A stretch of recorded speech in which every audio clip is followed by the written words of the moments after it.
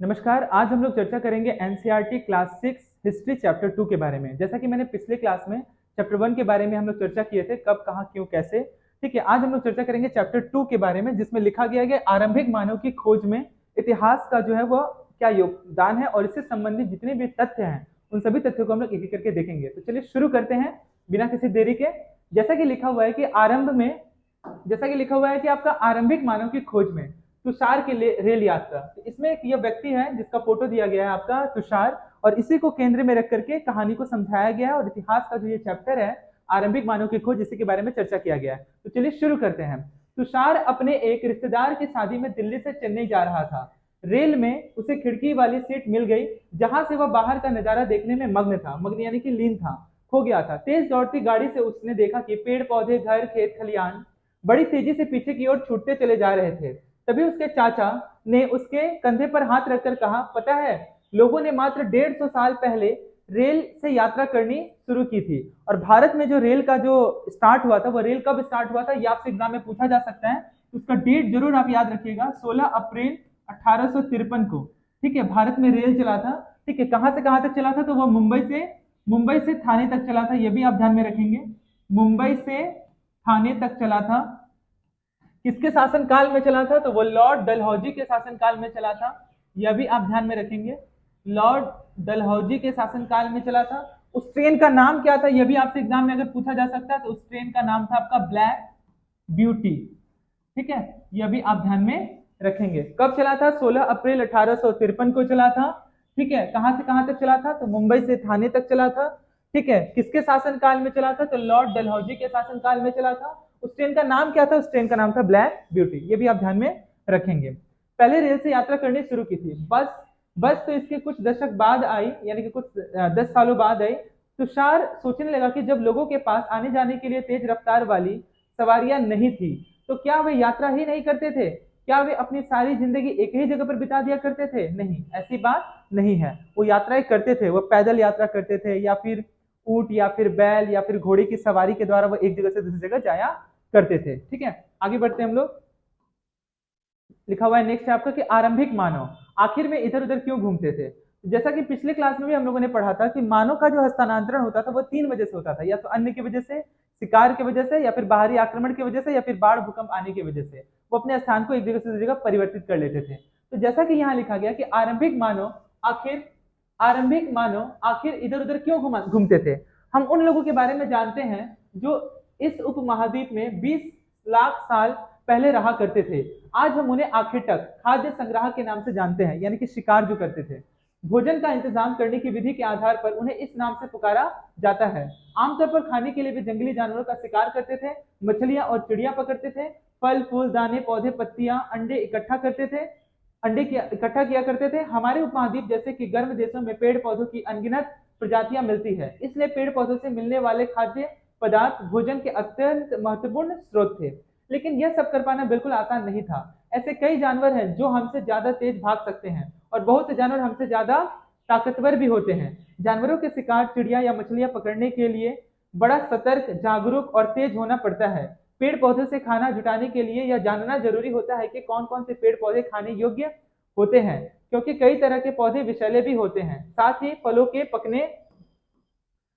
फलों के पकने के समय की जानकारी भी जरूरी होती है। यानी कि इसका मतलब यह नहीं है कि हम किसी भी प्रकार का, अगर कोई पेड़ पौधा अगर फल दे रहा है या फिर उसमें या फिर सब्जी उग रही है, तो हम कोई भी खा लेंगे। नहीं, यह जानना अत्यंत आवश्यक हो जाता था उस समय के लोगों का कि क्या हमारे लिए खाना उचित है और क्या अनुचित है। ठीक है, आगे बढ़ते हैं हम लोग।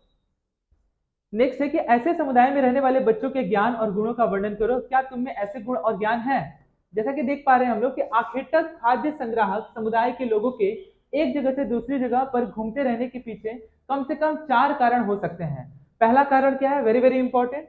पहला कारण यह है कि अगर वे एक ही जगह पर ज्यादा दिनों तक रहते थे, तो आसपास के पौधों, फलों, जानवरों को खाकर समाप्त कर देते थे।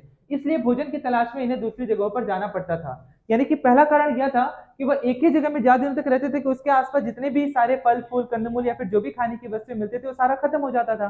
तो वो जब खत्म हो जाता था तो वहां पे रहने का कोई बात ही नहीं बनता। यही वजह कि वो एक जगह से दूसरी जगह हस्तांतरण कर लेते थे।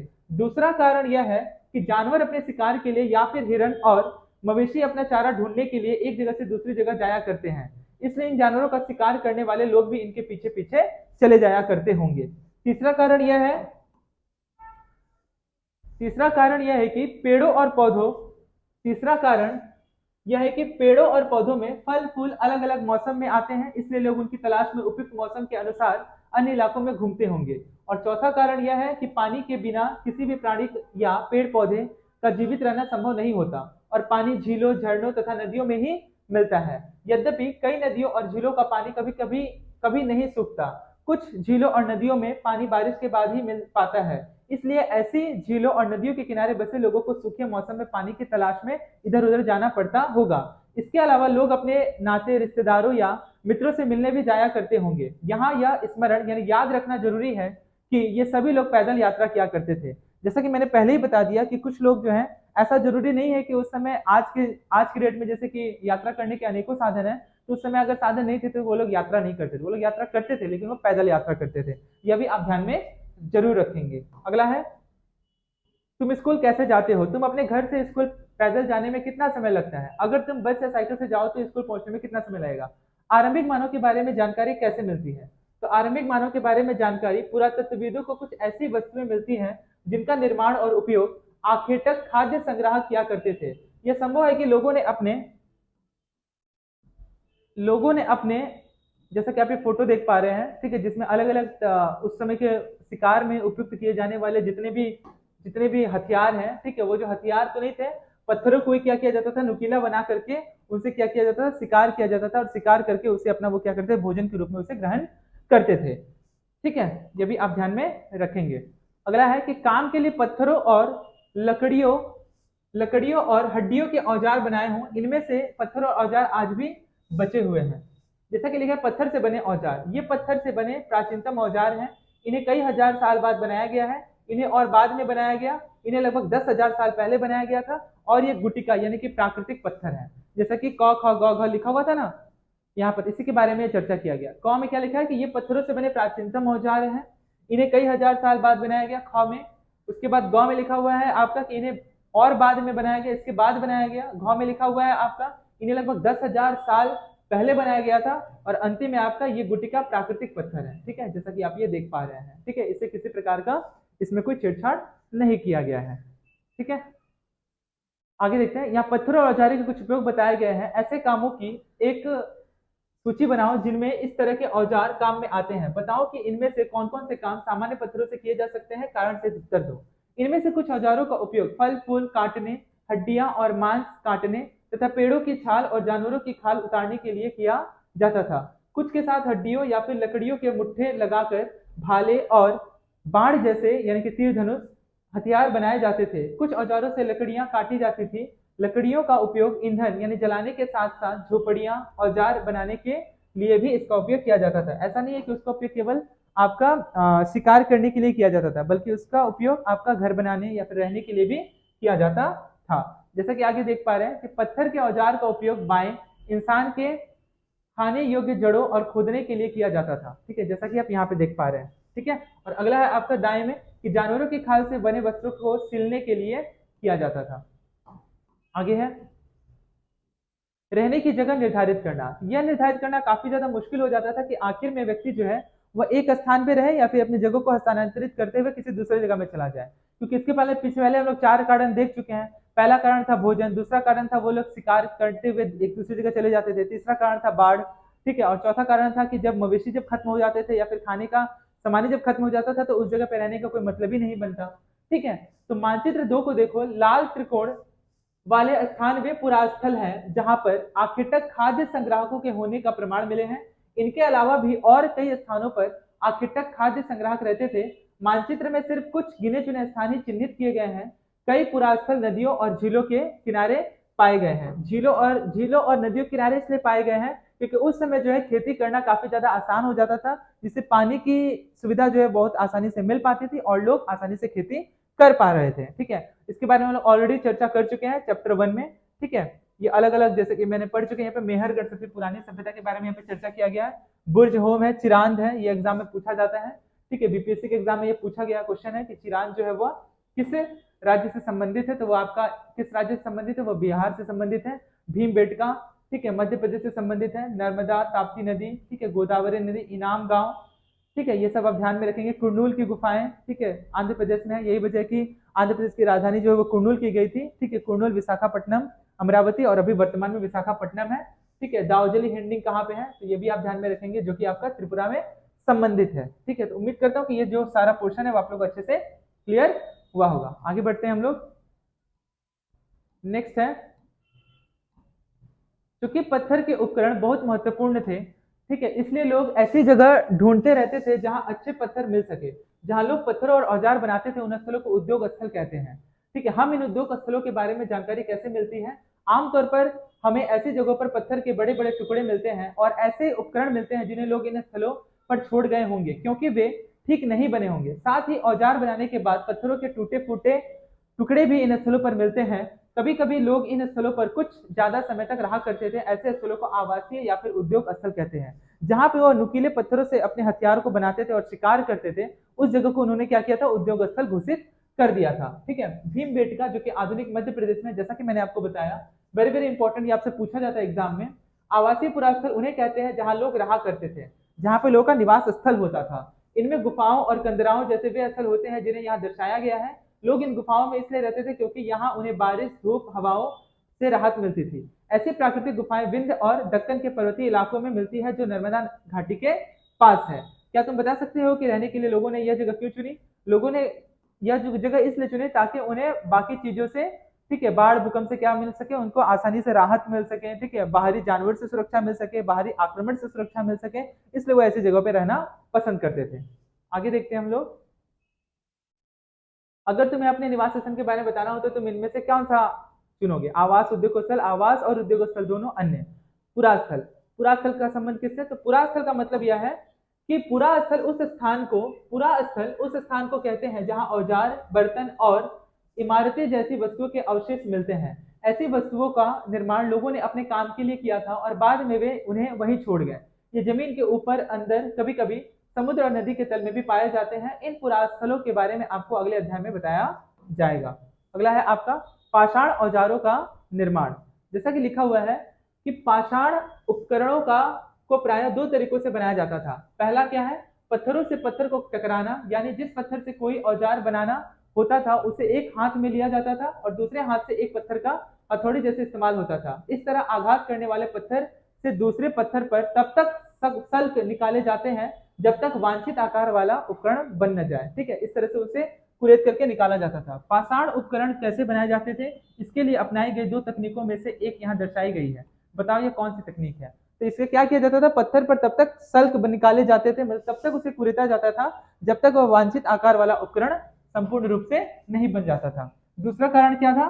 दूसरा था कि दूसरे तरीके को दबाव शल्क तकनीक कहा जाता है। इसमें क्रोड को एक स्थिर सतह पर टिकाया जाता है और इस क्रोड पर हड्डी या पत्थर रखकर उस पर हथौड़ी नुमा पत्थर से सल्क निकाले जाते हैं जिससे वांछित उपकरण बनाए जाते हैं। तो इस प्रकार से दो दो उपकरण था जिसके आधार पर, जो पद्धति थी, दो तकनीक थी जिसके आधार पर पत्थरों को कुरेदा जाता था और उस पर नक्काशी करके उस पर बनाया जाता था और उसे नुकीला किया जाता था। आगे देखते हैं आग की खोज। मानचित्र 2 में कुंडल गुफा ढूंढो। यहाँ राख के अवशेष मिलते हैं। इसका मतलब यह है कि आरंभिक लोग आग जलाना सीख गए थे और आग का इस्तेमाल कई कार्यों के लिए किया जाता होगा, जैसा कि प्रकाश के लिए, मांस पकाने के लिए, खतरनाक जानवरों को दूर आदि भगाने के लिए, ठीक है। तो तीन तरह का प्रयोग किया जाता था उस समय आग के लिए। पहला खाना पकाने के लिए, ठीक है, रोशनी के लिए, और तीसरा बाहरी सुरक्षा के लिए, बाहरी जानवरों से सुरक्षा के लिए, ठीक है। आगे है कि आज हम आग का उपयोग किस लिए करते हैं? तो आज हम आग का उपयोग खाने बनाने के लिए, सेम वही चीज करते हैं, प्रकाश के लिए, रोशनी के लिए करते हैं। जैसा कि लिखा गया है कि बदलती जलवायु, लगभग 12,000 साल पहले दुनिया की जलवायु में बड़े बदलाव आए और गर्मी बढ़ने लगी। इसके परिणाम स्वरूप कई क्षेत्रों में घास वाले मैदान बनने लगे। इससे हिरण, बारहसिंगा, भेड़, बकरी और गाय जैसे उन जानवरों की संख्या बढ़ी जो घास खाकर जिंदा रह सकते हैं। जो लोग इन जानवरों का शिकार करते थे वे भी इनके पीछे आए और इनके खाने पीने की आदतों और प्रजनन के समय की जानकारी हासिल करने लगे। हो सकता है कि तब लोग इन जानवरों को पकड़कर अपनी जरूरत के अनुसार पालने की बात सोचने लगे हो। साथ ही इस काल में मछली भी भोजन का महत्वपूर्ण स्रोत बन गई, यानी कि खाने के चीजों में मछली क्या क्या, एक मछली उसमें क्या हो गया, एड ऑन हो गया और मछली को भी क्या करने वो लोग भोज्य पदार्थ के रूप में खाने का सेवन करने लगे। इसी दौरान उपमहाद्वीप के भिन्न भिन्न इलाकों में गेहूं, जौ और धान जैसे अनाज प्राकृतिक रूप से उगने लगे थे, शायद महिलाओं, पुरुषों और बच्चों ने इन अनाजों का भोजन के लिए बटोरना शुरू कर दिया होगा। यानी कि उन लोगों ने इसे इकट्ठा करना शुरू कर दिया होगा और अनाजों को इकट्ठा करके वह क्या करते थे, उसे लंबे समय तक रखने के लिए या फिर उसे स्टोर करके वह रखते थे। आगे देखते हैं हम लोग कि नाम और तिथियां। हम जिस काल के बारे में पढ़ रहे हैं, पुरातत्वविदों ने उनके बड़े बड़े नाम रखे हैं। आरंभिक काल को वे पुरा पाषाण काल कहते हैं। यह दो शब्दों पुरा यानी प्राचीन, पाषाण यानी पत्थर से बना है। यह नाम पुरास्थलों से प्राप्त पत्थर के औजारों के महत्व को बताता है। पूरा पाषाण काल 20 लाख साल पहले से 12,000 साल पहले के दौरान माना जाता है। ठीक है, ये आप ध्यान में रखेंगे। ठीक है, पूरा पाषाण काल 20 लाख साल पहले से लेकर 12,000 साल के दौरान माना जाता है। इस काल को भी 3 भागों में विभाजित किया गया है। पहला है आरंभिक काल, दूसरा है आपका मध्य और एवं उत्तर पूरा पाषाण युग। मानव इतिहास की लगभग 99% कहानी इसी काल के दौरान घटित हुई है। ठीक है, जिस काल में हम पर्यावरणीय बदलाव मिलते हैं उसे मैसोलिथ यानी कि मध्य पाषाण युग कहते हैं। इसका समय लगभग 12,000 साल पहले से लेकर 10,000 साल पहले तक माना जाता है। इस काल के पाषाण औजार आमतौर पर बहुत छोटे होते थे। इन्हें माइक्रोलिथ यानी कि लघु पाषाण कहा जाता था। मेसोलिथ यानी मध्य पाषाण युग, माइक्रोलिथ यानी कि लघु पाषाण कहा जाता है। प्राय इन औजारों में हड्डियों या लकड़ियों के मुट्ठे लगे हंसिया और आरी जैसे औजार मिलते थे। साथ साथ पूरा पाषाण युग वाले औजार भी इस दौरान बनाए जाते थे। इस 13 पर बने चित्र देखो, इस दौरान बनाए गए औजारों में तुम्हें कोई बदलाव दिखाई देता है? अगले युग की शुरुआत लगभग 10,000 साल पहले होती है। इसे नौ पाषाण युग कहते हैं। मेसोलिथ मध्य पाषाण युग, माइक्रोलिथ लघु पाषाण युग और आपका नौ पाषाण युग जो है आज से लगभग 10,000 साल पहले माना जाता है। अगले अध्याय में तुम नौ पाषाण युग के बारे में पढ़ोगे। नौ पाषाण का क्या मतलब होता है, तो हमने कुछ स्थानों के नाम दिए हैं। अगले अध्याय में तुम्हें ऐसे अनेक स्थान नाम मिलेंगे। अक्सर हम पुराने स्थानों के लिए उन नामों का प्रयोग करते हैं जो आज प्रचलित है, क्योंकि हमें ज्ञात नहीं है कि उस काल में इनके क्या नाम रहे होंगे। तो उस समय ऐसा पता लगाना काफी ज्यादा मुश्किल हो जाता था कि वास्तविक में उसका जो नाम था वह क्या था या फिर क्या नहीं था। ठीक है, आगे बढ़ते हैं हम लोग। साथ ही वे यह भी सीखने लगे होंगे कि यह अनाज कहाँ उगते थे, ठीक है, और कब पककर तैयार होते थे। ऐसा करते करते लोगों ने इन अनाजों को खुद पैदा करना सीख लिया था। शैल चित्रकला इनसे हमें क्या पता चलता है, तो शैल चित्रकला से हमें यह पता चलता है कि जिन गुफाओं में लोग रहते थे उनमें से कुछ की दीवारों पर चित्र मिले हैं। इनमें कुछ सुंदर उदाहरण मध्य प्रदेश और दक्षिणी मध्य प्रदेश और उत्तर प्रदेश की गुफाओं से मिले चित्र हैं। इनमें जंगली जानवरों की बड़ी कुशलता से सजीव चित्रण किया गया है। जैसा कि आप देख पा रहे हैं एक शैल चित्र के माध्यम से एक व्यक्ति है जो शिकार कर रहा है एक हिरन का। ठीक है, तो शैल चित्र से उस समय लोग जब शिकार करते थे तो उसे क्या करते थे, पहाड़ों या फिर गुफाओं में क्या करते थे, उसे वो दर्शा देते थे ताकि वो यह याद रख सके कि उस समय जो शिकार है वो किस तरह से किया जाता था। तो लोग आकृति के रूप में उसका क्या करते थे, उसे बनाते थे। इसे शैल चित्र कहा जाता है। आगे देखते हैं कौन क्या करता था। आखिर में उस समय के लोगों का जीवन जो था वो क्या था, वो अपना पेशा या फिर अपना गुजारा किस तरह से करते थे। तो कौन क्या करता था, जैसा कि हम देख पा रहे हैं कि हमने पढ़ा है कि आरंभिक लोग शिकार तथा फल मूल का संग्रह क्या करते थे। वे पत्थरों के औजार और गुफाओं में चित्र बनाते थे। क्या हमें कोई ऐसे साक्ष्य मिलते हैं जिनसे पता चले कि महिलाएं शिकार करती थी या पुरुष औजार बनाते थे, या फिर महिलाएं चित्रकारी करती थी और पुरुष फल मूल इकट्ठा करते थे? वास्तव में हमें इसका ज्ञान नहीं है। यह कह पाना काफी ज्यादा मुश्किल है कि उस समय के पुरुष का ही यह केवल काम था या फिर औरतें ही केवल यह करती थी। इसके साक्ष्य नहीं मिल पाए हैं। ठीक है, क्योंकि उस समय जो परिवार था, परिवार की सुरक्षा ही सबसे बड़ी क्या थी, जिम्मेदारियां होती थी किसी भी मुखिया का, चाहे वो पुरुष हो या फिर महिला का हो। ठीक है, इसलिए यह साक्ष्य नहीं मिल पाया है कि उस समय के लोगों का प्रधान जो कार्य था या फिर पेशा था उसको मुख्य रूप से वो कौन करते थे, महिला करते थे या फिर पुरुष करते थे। लेकिन दो बातें हो सकती है, महिला और पुरुष दोनों ने मिलकर कई काम एक साथ किया होगा। यह भी संभव है कि कुछ तरह के काम केवल महिलाएं करती थी और कुछ केवल पुरुष। इसके अलावा उपमहाद्वीप के अलग अलग क्षेत्रों में अलग अलग परंपराएं भी रही होंगी जो परंपराओं के अनुकूल रही होंगी। भारत में पुरापाषाण युग के दौरान शुतुरमुर्ग होते थे। महाराष्ट्र के पटने पुरास्थल से शुतुरमुर्ग के अंडों के अवशेष मिले हैं। इसके कुछ छिलकों पर चित्रांकन भी मिलता है। इन अंडों में मनके भी बनाए जाते थे। इन मनकों का उपयोग किस लिए किया होगा? आज हमें शुतुरमुर्ग कहाँ मिलते हैं? हुंसी का सूक्ष्म निरीक्षण। मानचित्र 2 पर हुंसी ढूंढिए। यहाँ पर पुरापाषाण युग के कई पुरास्थल मिले थे। कुछ पुरास्थलों से अलग अलग कार्यों में लाए जाने वाले कई प्रकार के औजार मिले थे। ये संभवतः आवास और उद्योग स्थल रहे होंगे। कुछ छोटे पुरास्थलों में भी औजारों के बनाए जाने के प्रमाण मिले हैं। इनमें से कुछ पुरास्थल झरनों के निकट थे। अधिकांश औजार चूना पत्थरों से बनाए जाते थे। ठीक है, क्या तुम दूसरे प्रकार के पुरास्थलों के नाम बता सकते हो? अन्यंत्र। अपने एटलस में फ्रांस ढूंढो। अपने एटलस में फ्रांस ढूंढो।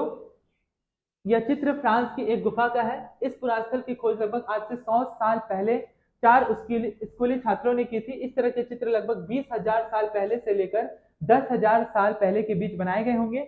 इनमें कई जानवरों के चित्र हैं। इनमें जंगली घोड़े, गाय, भैंस, गेंडा, रेंडियर, बारहसिंघा और सुअरों को गहरे चमकीले रंगों से चित्रित किया गया है। इन रंगों को लौह एस और चारकोल जैसे खनिज पदार्थों से बनाया जाता था। यह संभव है कि इन चित्रों को उत्सव के अवसर पर बनाया जाता था या फिर इन्हें शिकारियों द्वारा शिकार पर निकलने से पहले कुछ अनुष्ठानों के लिए बनाया गया होगा।